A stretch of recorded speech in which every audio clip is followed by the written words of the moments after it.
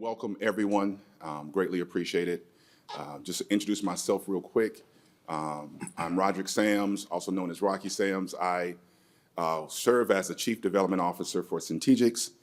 And this morning you are all in for a treat because we have a group of panelists that I think not only are dynamic in the work they do every day, but also how they are utilizing the process of improving schools, improving their districts, and leveraging safety as a lens into that. So as we think about this conversation that I'm going to have with our panelists, and I will give them an opportunity to introduce themselves shortly, think about it from the lens of safety is this thing that most people think about that is, about incidences and how those incidences are impacting the situation in hand. But in a broader context, safety also has relationships to other things that are impacting how schools operate. Things like teacher retention and whether or not people feel safe in coming to work every day in the environment that they're working. Things like how it's impacting the time on task in the classroom. So these are all things that safety has a direct connection to. And our panelists will talk in some detail about how they're leveraging those pieces in their districts and how they even came to the partnership aspect with Centegix. So just wanted to kind of level set the framing of our conversation this morning and how we're planning to proceed accordingly. So at this point, I'm going to be quiet and I am going to give you an opportunity to be introduced to our panel this morning. I'm going to start with Dr. Chase, since she is the closest to me, and she will introduce herself. She will also share a little bit about her district and just some things that she may feel like you need to know about her experience with Centegix. Good morning. Good morning. Wake up. I saw some of you all last night. Good morning, and I want to thank Centegix, especially Dr. Rocky, for inviting me to be a part of the panel. I am the baby of the Centegix family, and I say that because we are 6 weeks into our implementation, but we started the planning process pretty much about a year ago. My name is Dr. Tahira Dupree Chase. I am the proud superintendent of Westbury Union Free School District in Old Westbury, New York. It is on Long Island, Nassau County. My school district is situated about maybe 20 miles out of New York City, but I am a New York City girl. I am in my 11th year as a superintendent and my 30th year as an educator. And yes, I started when I was 5. That's my story and I'm sticking to it. I can't believe it's been 30 years. But now more than ever, safety and security is the top priority in a school district. And while curriculum and instruction and all of those other things are important, I cannot educate my beautiful 5,000 scholars if they're not safe. I can't expect for my 900 and somewhat staff, faculty members, support staff to be at their best if they don't feel safe. Do you want to talk about what we did to implement, or we'll do that later? We'll probably get to that in a question. Don't give a superintendent a microphone. Dr. Blakey. Good morning, everyone. I'm Gabriella Blakey. I'm the superintendent of Albuquerque Public Schools. I've been the superintendent since July, but our start with Centegix started prior when I was in my former role as the Chief Operations Officer of Albuquerque Public Schools. And so we have partnered with Centegix. I think it's been about a year and a half. So we started the rollout last year, and then this is our first full school year of having Centegix district-wide. And it really came to my attention because I was looking for something that can help in our staff feeling safe when they're working, so that it would actually impact the efficacy that they have in their schools, in the classroom, and teachers teaching under fear is not good for our students. And so I was looking for how we can really help teachers teach with a sense of confidence that they have the skills and they have the tools to be able to respond to emergencies, so that they aren't teaching in fear of the what ifs things happen. And so I'll speak more to our specific situations we've had that kind of lend us to really start to use Centegix district-wide, and teachers start to feel that sense of efficacy by using it, and I'll speak to that later. Thank you. Thank you. Dr. Horton. All right. Good morning, everyone. And just like I'm a Chicago guy to New York, you stole all my funny jokes for the morning, so about the mic and all those things. But my name is Dr. Devon Horton, and I'm serving in my second year as superintendent of DeKalb County School District in Georgia.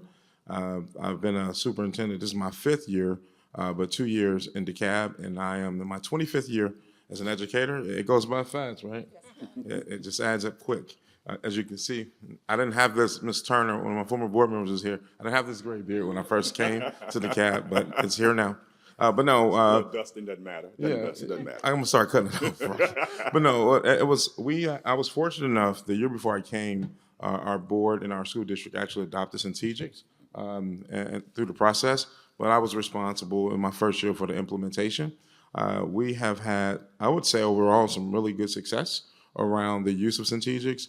And in our district, like one of our priorities that we talked about is with our team internally, because we've got to be careful what we say publicly, but our goal has been to harden the outside while softening the internal piece, and that is with providing our security, our staff, with a sense of security and support. I think it was really ironic is there was a lot of news and media hype around it when we first brought it in, but it's like it's an expectation. So you'll have new staff coming in or an old staff asking, can they get their Centegix badge changed out? Because they really value it, and it gives them a sense of security because they've seen it in many of our schools and how it's been working, not just for the physical safety with people coming into your building, but also when things are happening in the classroom and you got to use that old system of hitting the intercom button. That is really tough to do. That's if someone in the office even answers that. And so we've been excited about or I would say not excited. We've been thankful for what it's brought to our school around safety and security for us. Thank you all for that. We greatly appreciate it. Just a little bit of context for the run of show. I have a few questions that I'm going to ask the panelists, and then we're hoping that before we conclude, there will be a few moments for there to be questions from the audience. So we wanted to give that context in advance. So again, we definitely appreciate all of your early attendance, and we will move forward accordingly with our run of show. So a couple of questions that kind of come to mind based on some of the context that they gave in their introductions is, silent button technology is something that has really taken hold in a lot of places. You think about it from the context of some of the unfortunate situations that have happened all across the country, going all the way back to Columbine and all the way up to our present day. So silent panic technology has kind of been something that districts have been investigating. Many of them obviously have been adopting. So as you think about sort of the way you've operated and wanted your school districts to operate, you've given some context to the use and the need for silent panic technology. Can you go into a little bit more detail? Dr. Blakey, I'm going to start with you on this one. Can you go into a little bit more insight into why the silent button technology was really the choice for Albuquerque? Sure. So we had started to look at different systems that would help our staff, and we came into a little bit of a roadblock with our unions because they didn't want to use personal devices for anything that was for work related unless we provided them to them. So we really were looking for how can we not use a personal device of a cell phone and be able to really have that sense of how do we respond to emergencies. And so that was kind of the first thing was we were looking for what can we do without using a cell phone. And coupled with that, although the unions really didn't want to use personal devices, our police chief, we have a district police chief, and he was really concerned that if you use a phone, by the time you find an app on your phone and open your phone and have your phone, you might as well just call 911 than trying to find the app on your phone.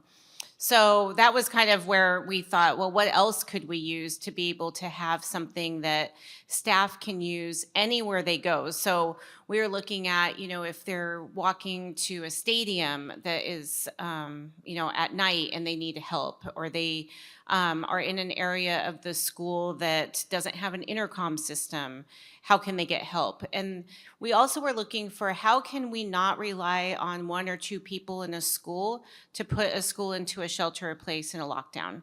How can we broaden the response for our staff to be able to have the ability to, if they see something, that they're able to really respond to it? And so that's when it really came to my attention that I said, well, wait a minute, now this is something that teachers can just have with their ID that they're going to have anyway.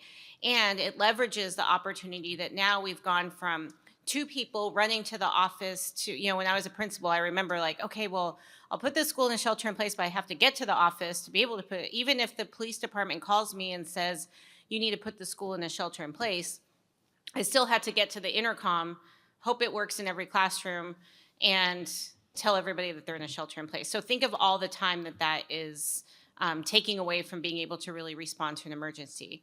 So really we were looking at, well, here's something that really leverages that all staff, including our dispatch center, can put a school into a shelter in place literally at a touch of a button.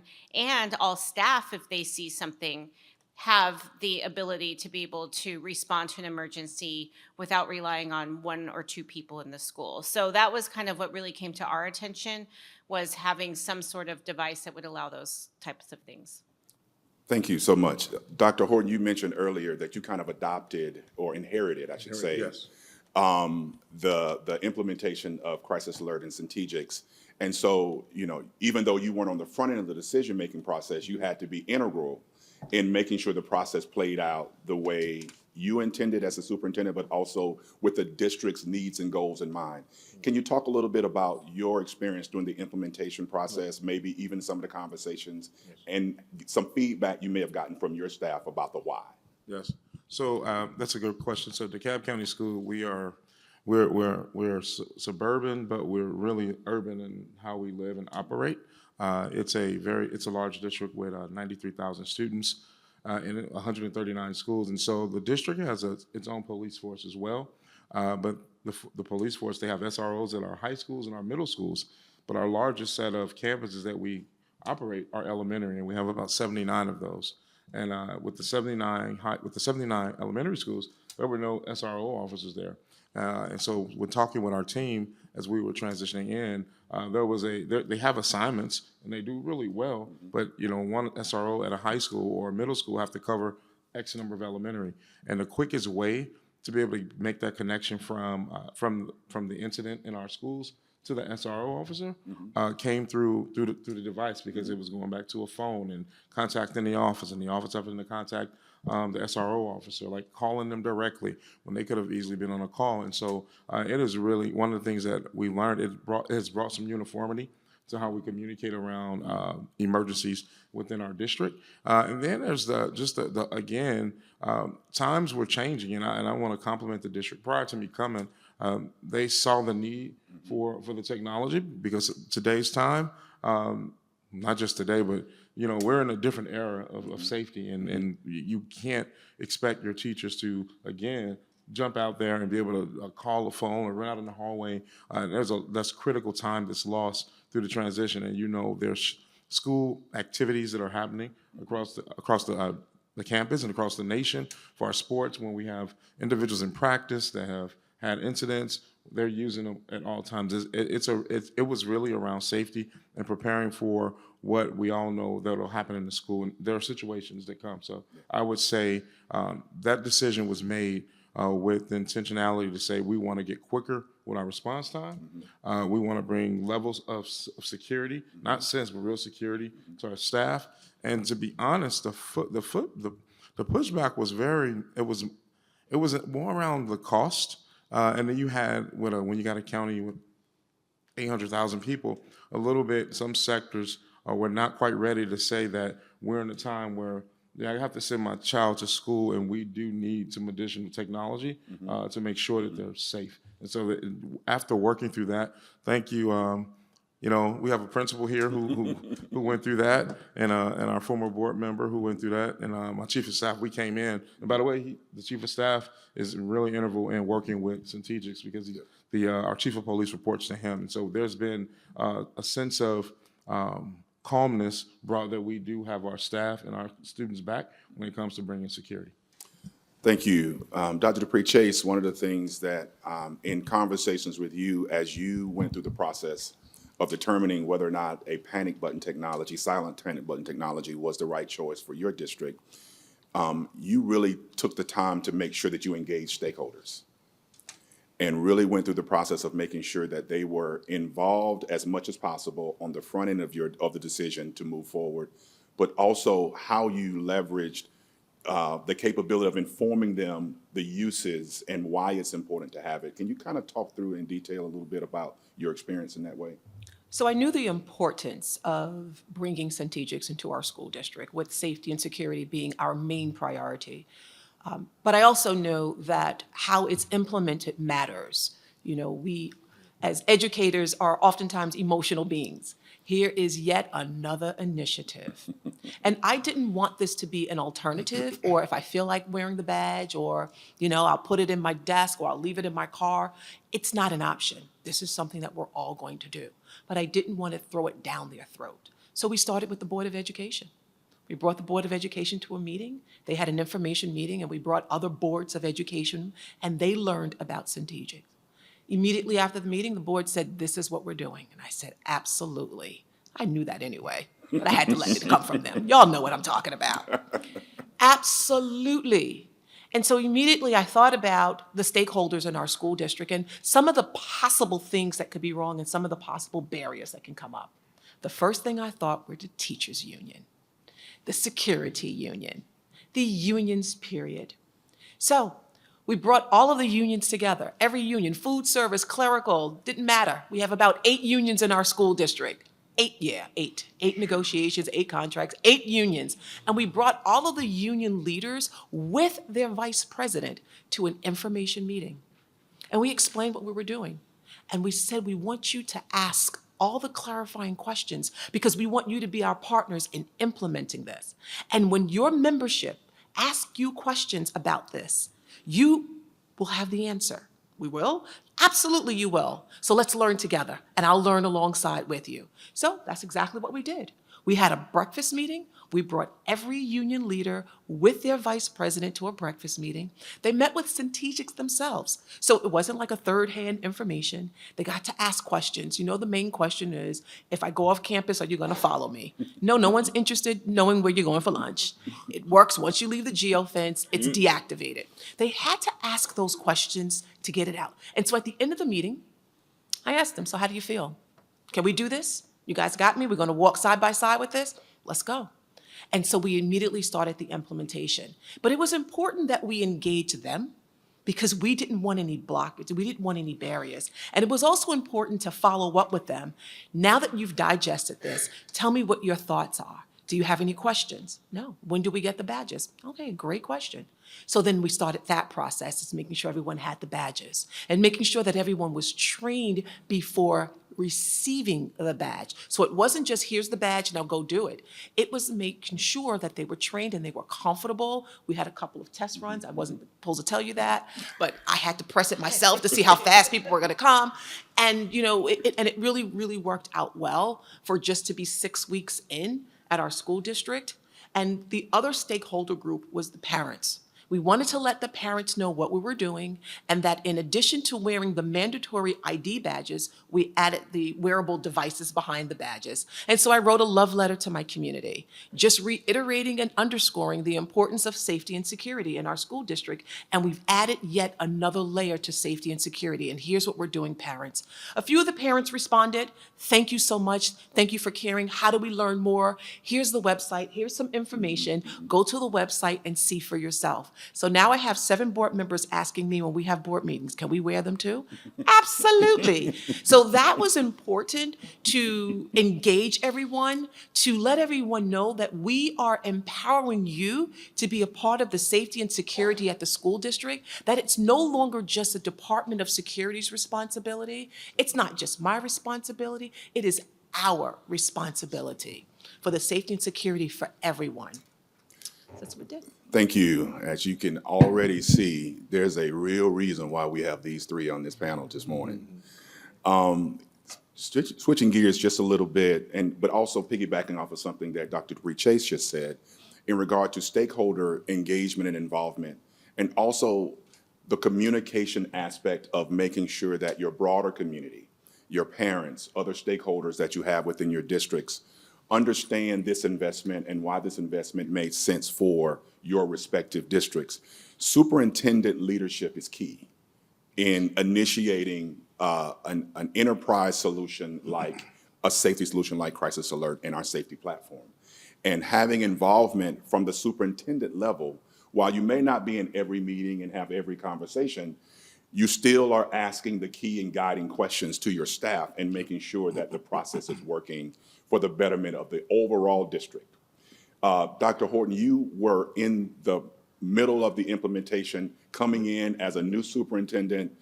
You know, you mentioned your district, large. It may be suburban, but it's really urban. And so you had to take on the reins of that process and really provide guidance, even though you weren't on the front end of the decision making.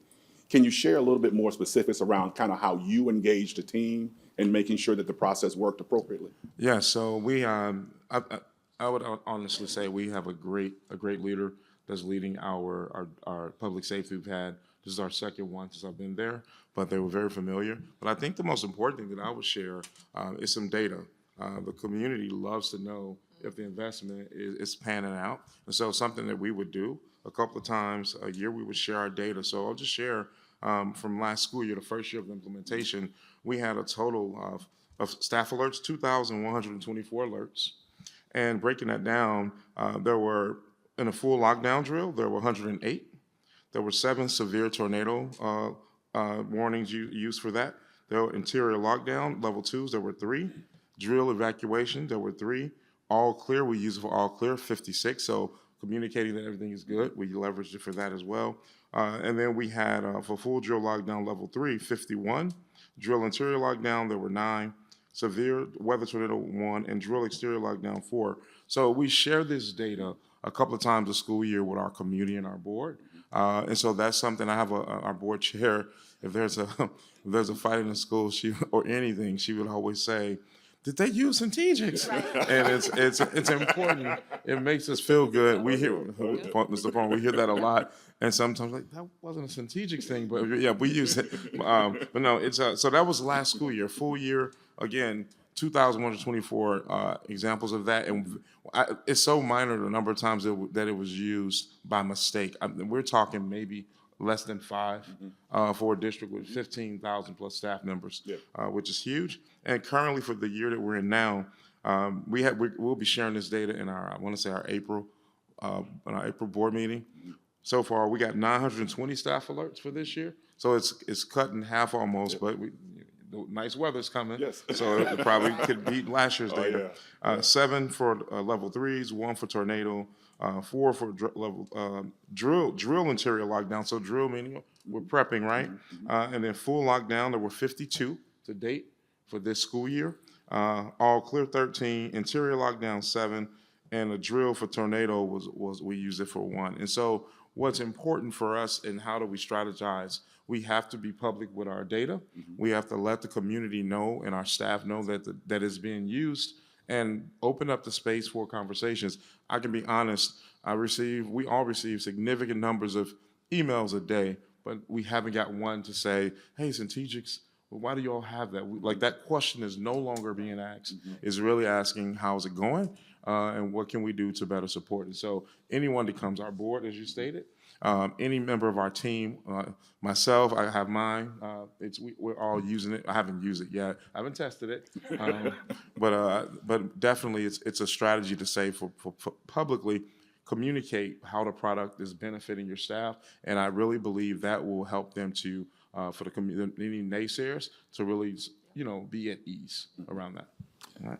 Dr. Blakey, the Albuquerque community, obviously, as you think about, your transition from COO to superintendent, you were on the ground, honestly, from day one, with the process, introduction to your district, us being introduced to your district, with a communication and that kind of thing. And then also too, as we started down the path of implementation and the path of partnership, you were at the front lines of that, and then transitioning to superintendent, obviously you had to start thinking about it even more broadly than you did as an operations leader.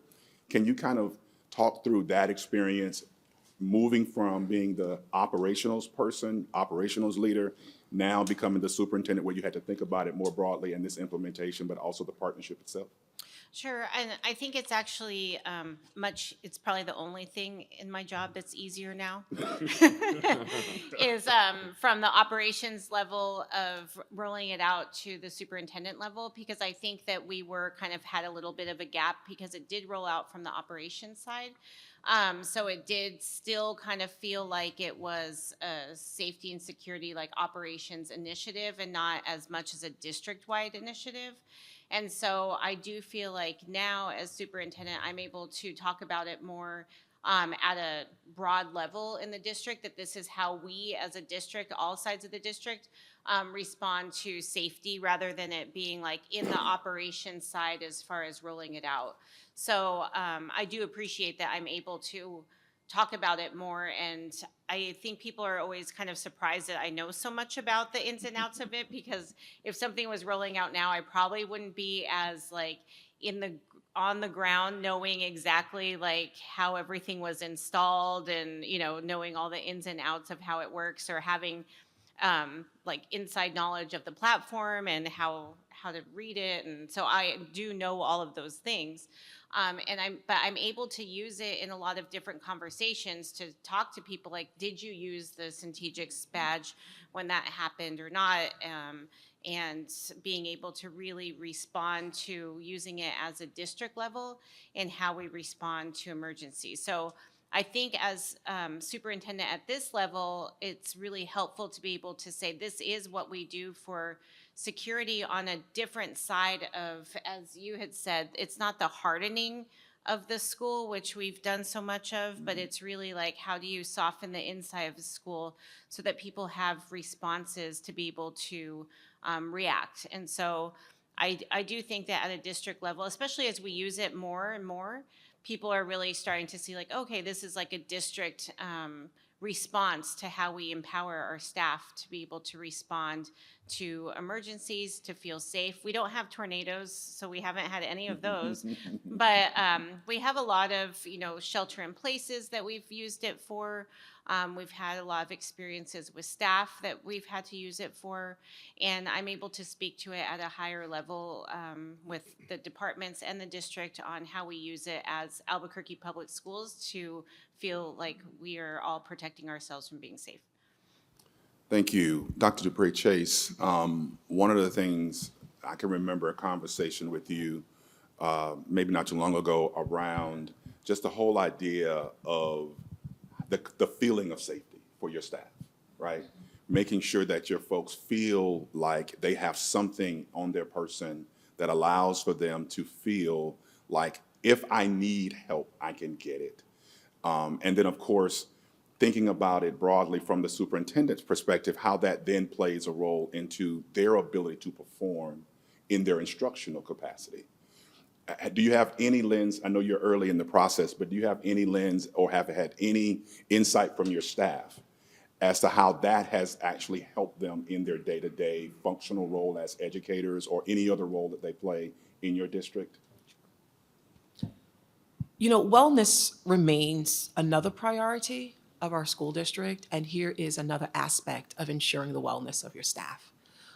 We at Westbury take pride in dedicating 2 days a year to social emotional health. And, we believe in not just talking the talk, but walking the talk. And, here we are empowering people. Here we are giving folk a device where they now know that the district cares about them. We know that it costs money. I always believe that you can tell a lot about what a district's priority is based on how they spend money. And so we spend money in safety and security, and we make sure of that. And we let our staff know, that we care about them and that we care about their well-being.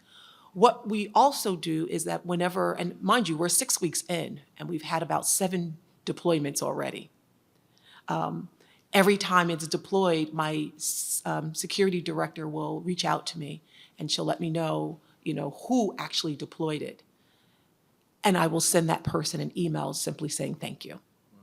Thank you for using it. Thank you for being bold. Thank you for being brave. And the response is like, oh my God, I'm so happy we have it. I'm so happy we were able to use it. I'm so happy this is here. That's what we want to create at Westbury. It's just reminding folk that they are important, reminding folk that they are part of the safety and security team, committee, planning, even if they're not necessarily at the table, but they still play a role. And to get that email simply saying thank you for using it, thank you for being bold, goes a long way. And I will tell you, that's also contagious, because with educators, when you thank one, I want to thank you too. So let me make sure I think about using it next time, because I want to thank you too. I want to be recognized. And so that has been really helpful in our school district in terms of not only, letting people know that this is not something that, is an option to use, but this is part of who we are. This is part of the fabric of Westbury. And hopefully, as we continue to implement it, continue to refine it, continue to have conversations with folk about how they feel about it, that, we will only just continue to get better. Thank you. So one of the things that I'm hearing, and there's a theme that's being established through your responses and through just the way you're expressing how the partnership with Centegix and utilizing our technology has made a difference in your districts. It is culture.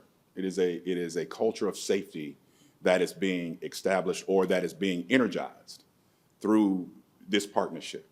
And so I remember having a conversation with the superintendent not too long ago, and I asked the question. I said, if I ask any member of your team in any of your buildings, your school or your administrative buildings, who's responsible for safety in this building?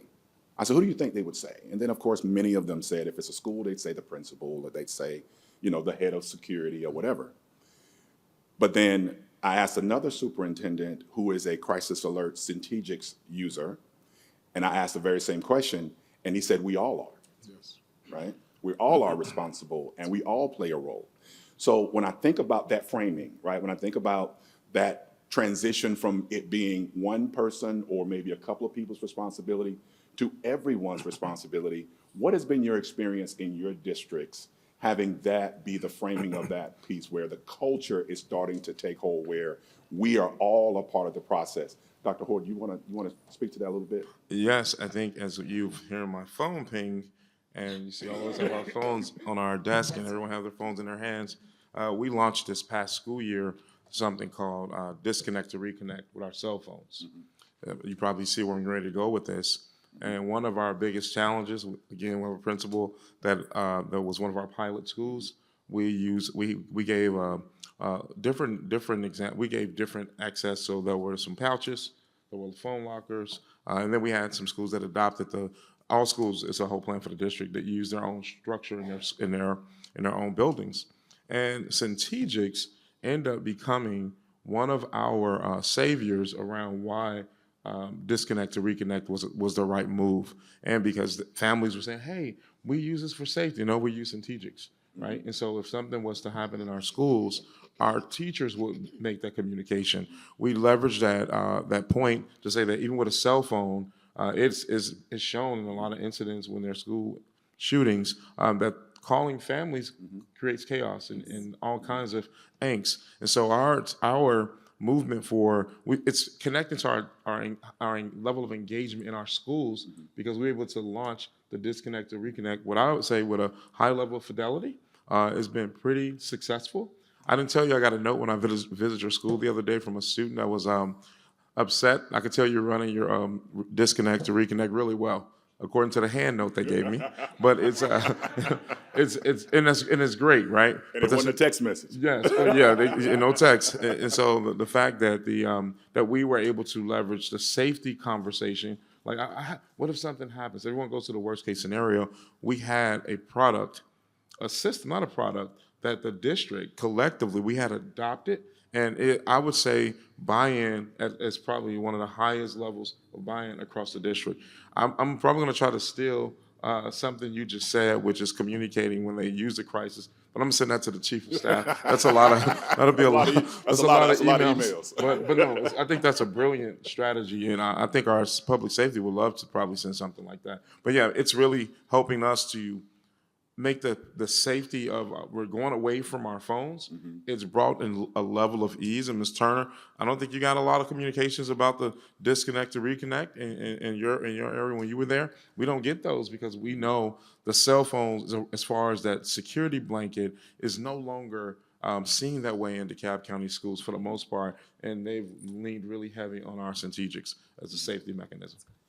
Thank you, sir. Dr. Blakey, again, you being in the roles that you've been in throughout the entire process and seeing how the culture in Albuquerque has sort of shifted in whatever way necessary to start thinking that it's us and not you, or it's all of us versus a handful of us, right? Can you talk a little bit about that experience from your lens? Sure, and I think that one of the important things is that it really increases a sense of joint accountability for safety. So there's an accountability on the side of the responders as well that I think has really helped to connect all of those different pieces. So in the past, we would hear a lot of, well, I call the office, but they never come and they never help. And I see a fight, but nobody's ever on duty. The administrators are never on duty, so they don't come and help. And so now that we're all kind of connected through this system, it has broken down that sort of silo of finger pointing of, well, if I see something, I'm just going to go the other way because I don't know if there's anybody here that's going to help me. So it's really like broken that down as a sense of the culture, because we can see, you know, how long it takes for somebody to respond. And I would say that's where I've seen a really big shift, because at the beginning there was like pushback on the responder side. We really didn't have a lot of pushback on the side of the staff that have the badges. It was on the side of, so now you're going to know if I didn't respond when the intercom just kept beeping in the office, right? Or, you know, the police department even was like, how are we going to respond to all of these? And I said, well, if things are happening, you would have had to respond anyway. So I don't understand why it would now be an issue.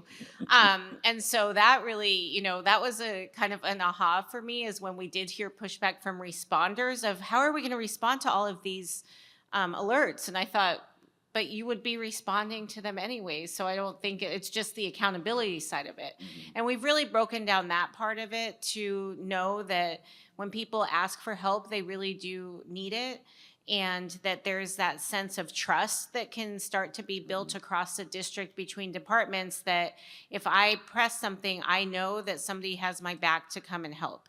And I think that's the piece of the culture that's really important, is that it starts to create that joint accountability, that we're starting to work together on responding to the crises, and that even though there's, you know, a sense of being able to see now very publicly of, here are the responses at each school, here's how long it took.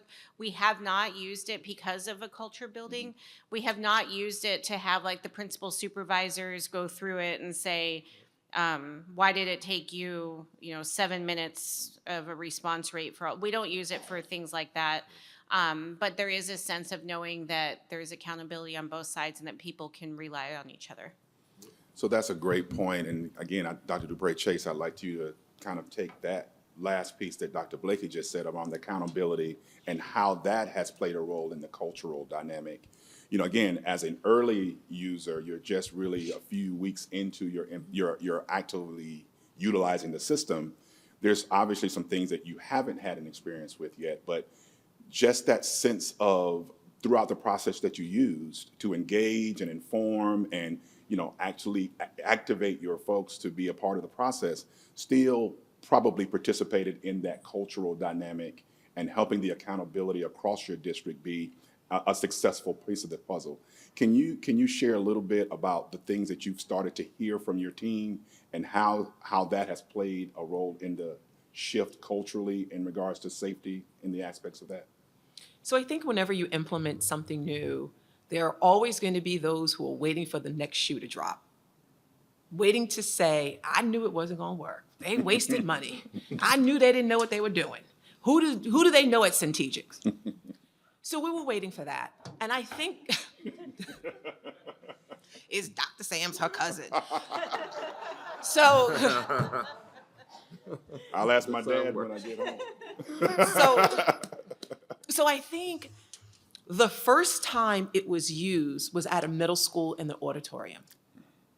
And there were scholars in the middle school auditorium. There was one scholar who actually fainted. And the response was so quick. And I think that's what ignited. So in my school district, my middle school is my hot spot. If it works at the middle school, it will work at every place else. If it doesn't work at the middle school, you will know. And so it was nothing but God that where our first incident happened was at the middle school. And the response time was so quick and the follow-up was so quick. But I will tell you, they were nervous, like the security were nervous, like, oh my God, this thing is really working, it's really going off. But I think when people see that something works, I think that what it does, it actually increases the credibility of what it is that we're doing. So they needed to see that it worked. And then there was an incident at the high school where a scholar fell and she broke her collarbone. And there was a support staff in the hall who saw the scholar fall and she clicked 3 times. I need help, come get me, Lord help me, whatever you want to say, but click 3 times.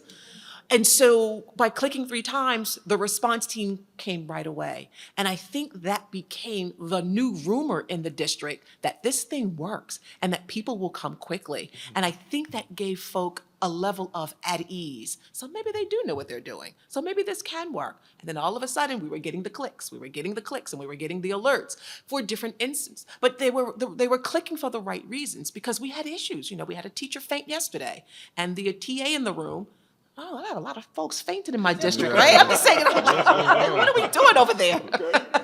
But a teacher fainted. A teacher fainted yesterday. The TA in the room was able to fainted in front of a group of kindergartners.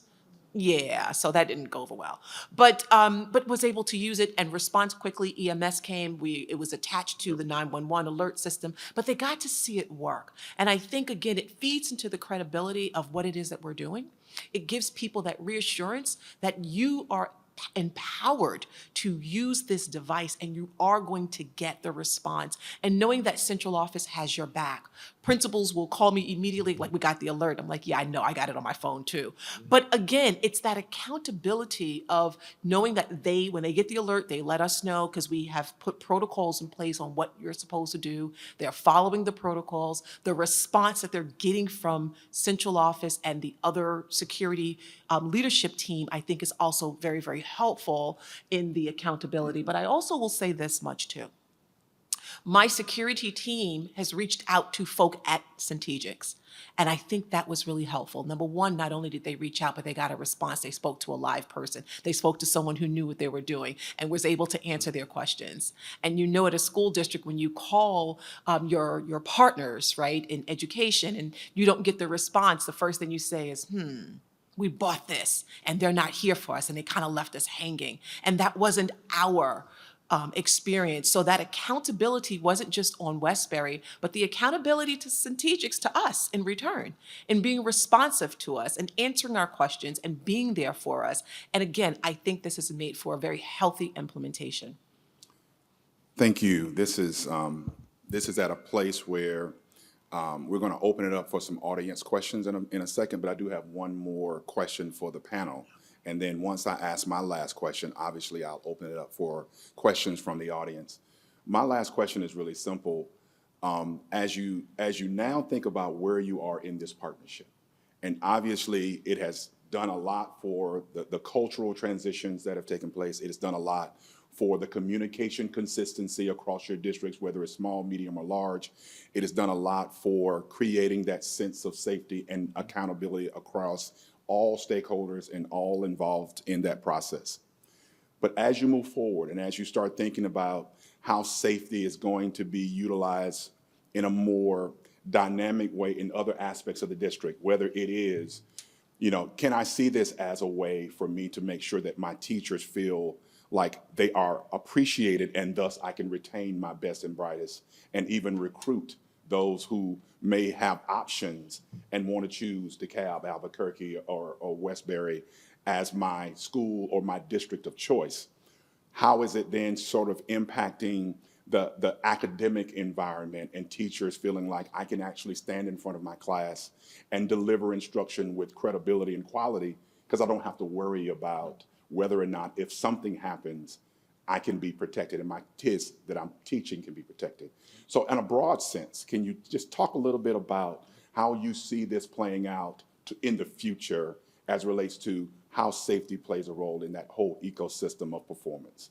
I'm going to start with you, Dr. Blakey, and then transition to Dr. Horton, and then finish up with Dr. Dupree Chase.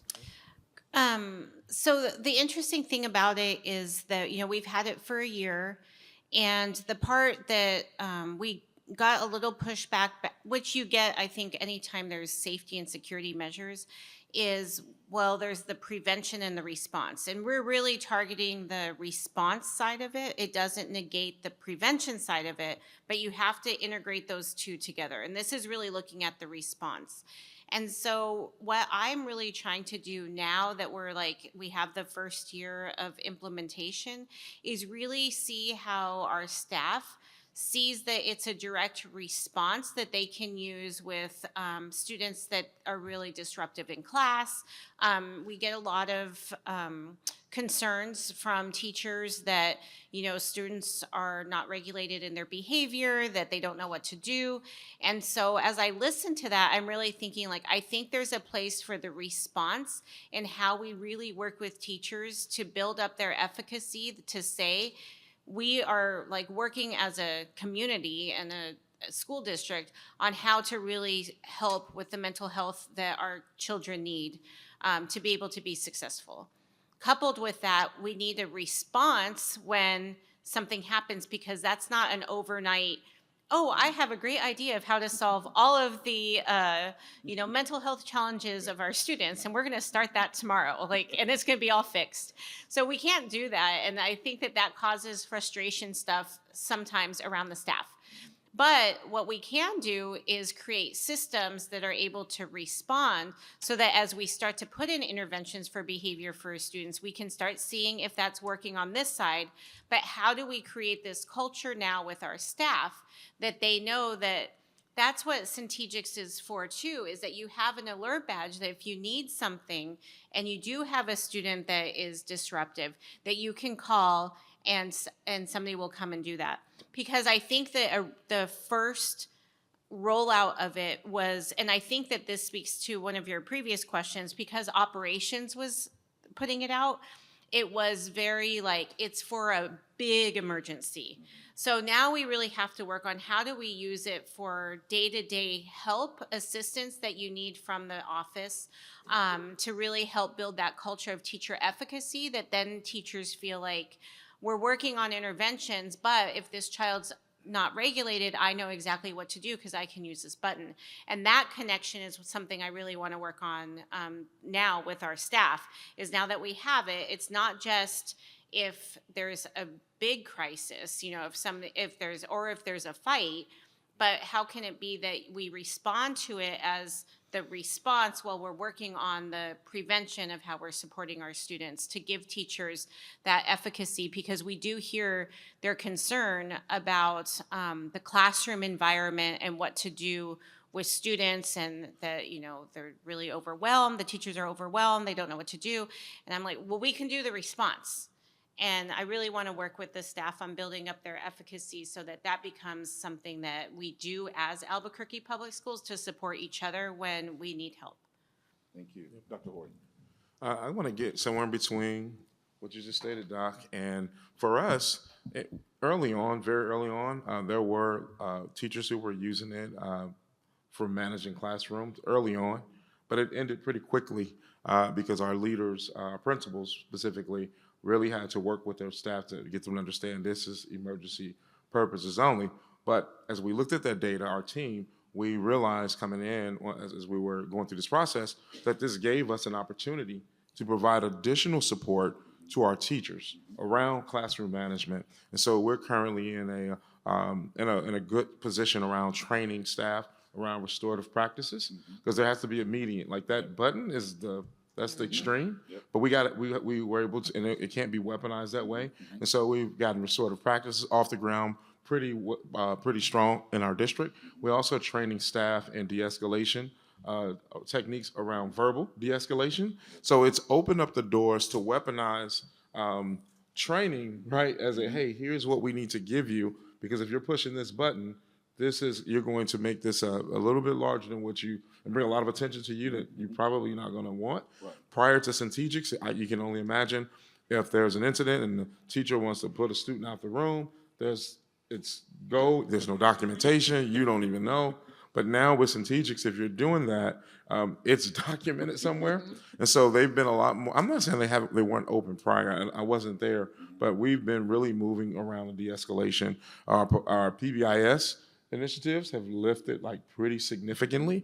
And then I just want to say one other part, what we're getting ready to do now, and in most of our schools, when you go in, we're still signing sheets. Yeah. So we reached out to you, Rocky. You already know. You're gonna say, We reached out to Centegics, and we're getting ready to bring forward. We're getting ready to bring the check-in system through Centegics, and so we are. When it was explained to me that we can also get a visitor to your building, we're not going there out the gate, but we're going to get there shortly, where you can give a visitor a badge. And you can see where they're in your building. Yeah. That's really impressive. That's a shout out for Centegics for being very creative. And so now it's not just our staff that we are saying we're equipping. We're letting our families know and everyone know when you come in, we have safety at the front end of our minds, and the system doesn't check immigration status or anything like that, because we would never leverage a system that way. But it does provide you, like if they have felonies of drug charges and things of that nature, or child issues, it'll capture it, and we now know who's coming in our building. That'll be rolled out for our new school year. So there's been a way to say, okay, community, let's get you involved and engaged in this as well. And I think we haven't launched it because in the new school year, we're excited about what we can do to protect and cover all 139 of our campuses. Thank you. And Dr. Dupree-Chase. So part of what we do as superintendents is that we also maintain and improve the image of our respective school districts, right? We are public relations specialists, just as superintendents, period. In the state of New York and in most suburban areas in New York, we have to sell what is called a budget each year. We ask the community to believe in what we're doing and please support a budget. But we do that by touting the great things that are happening in our school district. And so if we want to attract, maintain, not only great teachers, but also attract families to our community, right, to move into it and believe in our public schools, then we need to also let our community know that our schools are safe. And so we always start off with our schools are safe. You know, our academic programs are, top notch or top tier, whatever you want to say about them.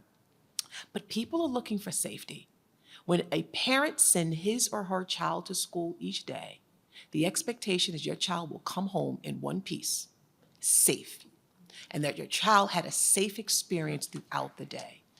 And while I cannot guarantee something will not happen, I can assure my community that we've done everything that we can possibly do to ensure the safety of all of our stakeholders, all of our entire school community. And that's what we do. And by letting everyone know that we have this additional added layer of protection through Centegics, and as Dr. Horton indicated, if someone comes into the building and you are a visitor and you say you are going to room 113, and my security team sees that you are in the cafeteria, you're in the gymnasium, we're going to find you. You couldn't do that in the past when we used to give out the little stickies and it says visitor. But you will have a badge that will look different from everyone else's badge, and you are now entering a geofence that will track you. That is important. And so I think for us is just continuing to spread the message that we are safe and that, focus on safety and security. Westbury is a safe place. Parents, please feel comfortable sending your child to school. We've got their back, and we're going to make sure that they have a safe learning environment. And we hope that that resonates with our teachers as well. And as we move into the season of hiring and going to job fairs to attract those highly qualified individuals, the first thing that we put on our pamphlet is that our schools are safe and secured. Thank you. Thank you, thank you, thank you. I do think, given our time, we have a little bit of time for a couple of questions. If any of you in the audience have any burning questions for our panelists, please, if you would, step up to the microphone that's here in the center, and obviously we want to give you that opportunity at this time. I mean, I know they were very thorough, but obviously if you have any questions. Yes, sir. Everyone hear me? I'm pretty loud. Okay.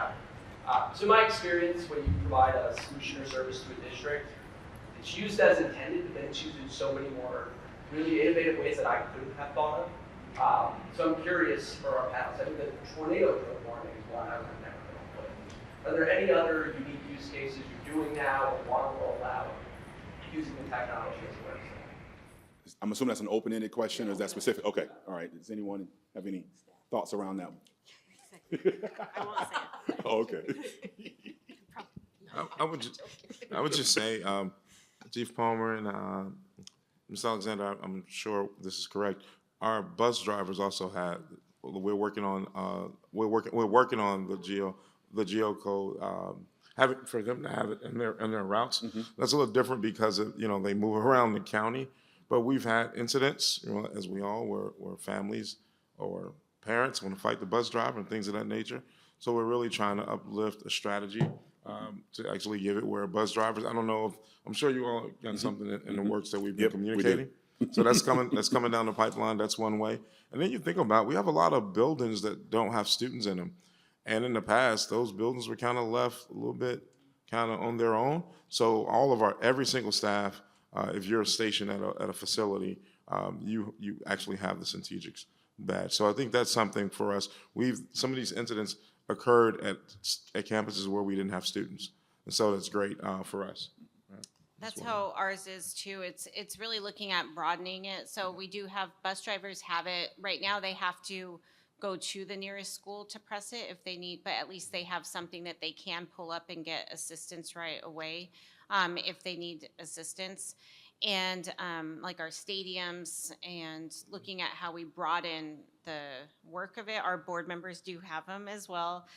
If they, need something when they're walking, because they do sometimes late at night. We have, what we have implemented because we have our police department is if it's like after hours and somebody presses it, even if they press it 3 times, it goes directly to the police department.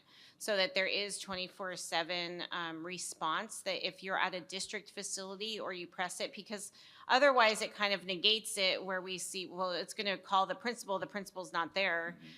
So right now we have it where if you're at a district facility and even if you press it 3 times, it will alert our police to come and help if they need anything. So that's, I think, something that we have really looked at expanding to, is to know that it's for, because sometimes, just like everybody, we're in an urban setting. We have about 70,000 students. Sometimes it's not necessarily a fight or a medical emergency. It's like people that are suspicious on our property. Somebody they fainted, but they were not one of our staff members. That even where central office is, we've had people press it just because we've seen like somebody, a homeless person that looks like they're unwell. And so they've used it for that too. So it really becomes like kind of a community response to how we can help. Thank you. What I'd like to do at this point, we're going to give each of our panelists an opportunity to give any closing remarks. Obviously, if you have any additional information that you want to learn about Centegix or our safety platform or any of our solutions, please hit our QR code that's up here on this. Oh, I thought it was up here on the screen. Maybe it's not. Oh, okay. It's not up here. All right. So, but we are at in the exhibit hall. Our booth is 301. So if you have any additional information, please come by our booth, and we'll be open to answering any questions you have and provide any additional information. At this time, I'd like our panelists to close us out with any closing remarks. I'll start with Dr. Horton and then work my way back to Dr. Dupree Chase. I'll say this really quickly, my team, they hear me say this a lot. Safety, of course, is number one, but in order for us to do it, we have to think about the systems that we currently have in place that has continued to fail, and it has not been the students. When you have these incidents and students are having these big melees, these brawls and things of that nature on your campuses, yes, the students are the actors of the work, but it's been a failed system. So students do not fail. It's the systems that we create as adults that fail students. And so we have to get innovative, continue to think outside the box. Rocky, I'm excited about something you shared yesterday. I won't say anything about it. That's going to be a huge deal. Continue to use technology and leverage systems like Centegix specifically, to help secure and provide a better learning environment for your campuses. It's miraculous when people who actually know what they're doing come up and assist. So here's our QR code. So I greatly appreciate Kelsey and her assistance. Dr. Blakey. I just urge everybody to really make sure that you have something that responds to the staff when there's a crisis. We had a principal that was assaulted that couldn't call for help and didn't have access to her phone, and she was being assaulted by a student. We had a custodian that early in the morning was shot, and he's okay, but he had to crawl to get help from a neighbor because he couldn't reach his radio at the time. And those incidences happened right before we rolled out Centegix, and I was very like, this is urgent. Like, we need to protect our staff from whatever is happening, to really make sure that they're able to get assistance, because we are responsible for them. And so I just, want to operate with a sense of urgency that if you don't have a way for people to respond in emergencies, that it's something that you really need to roll out like yesterday. And that's how I felt when our custodian was shot. It was when we were rolling it out, but we had to do everything right, because otherwise people get sad that they didn't know.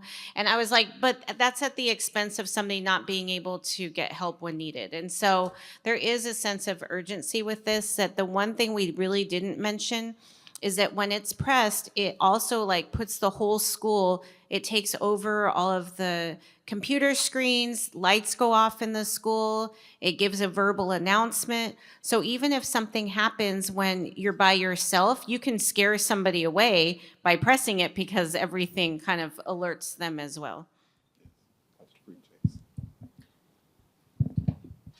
You know your culture, you know your community, and you know what they need, and you know what they respond to. Don't be afraid to be different. I always use the phrase, dare to be different. Where I am in the state of New York, I think we were one of the first districts to do this, and it was risky, and I will be the first to tell you this, Dr. Rocky. We did hear from others, neighbors, who said, well, you have something, but it was sort of antiquated. It was antiquated in that in order to get the help, you literally have to go to your phone, open up the app, pray to God that the Wi-Fi works, and then press it. And I thought that's just way too many steps. You could lose a life. Every second counts. And so it's okay to be different. It's okay to step outside of the box. And whatever it is that you believe in and you prioritize, make sure that it's demonstrated in your budget. We are in the process of introducing our community to the budget for the 25-26. And safety and security is at the top of mind in our budget. And so when we expand on Centegix, when we do different things of that sort, the community will not be surprised. They'll know that this is what we're prioritizing. So it's okay to be different. It's okay to be the first. It's okay if you know your community and if you know what your community needs and what your community responds to. Thank you all for listening today. Please, let's thank our panelists.